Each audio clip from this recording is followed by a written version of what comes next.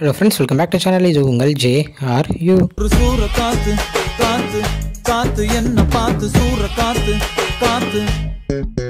So இன்றைக்கி நம்ம தனுஷோரில் பற்றி தான் பார்க்க போகிறோம். வாங்க நம்ம தனுஷோரில் இட்லி கடை படத்துலேருந்து இன்றைக்கி ஒரு முக்கியமான ஒரு அப்டேட் வந்து கொடுத்துருக்காங்க.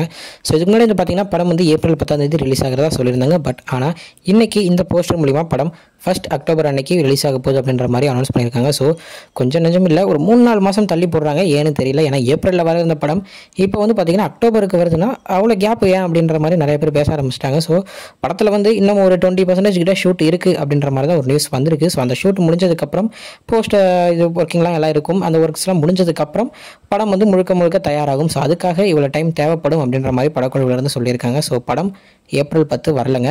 ஸோ அக்டோபர் மாதம் வருது. ஸோ இதுதான் இன்றைக்கி நம்ம தனுஷ் படத்துடைய ஒரு சின்ன ஒரு அப்டேட் அப்படின்னு தான் சொல்லணும். ஸோ இது மாதிரி நிறைய அப்டேட்ஸ் இன்றைக்கி கடகடன் ஒன்று கொடுத்தாங்க. ஸோ அது ஒரு அப்டேட்டை ஒரு வழியில் உணர்ந்து பார்க்குறேன். அது வரைக்கும் உங்கள்கிட்ட இருப்பது உங்கள் Jaswin. Bye friends, next video மறக்காமல் நம்ம சேனலை சப்ஸ்கிரைப் பண்ணிக்கோங்க. Bye bye.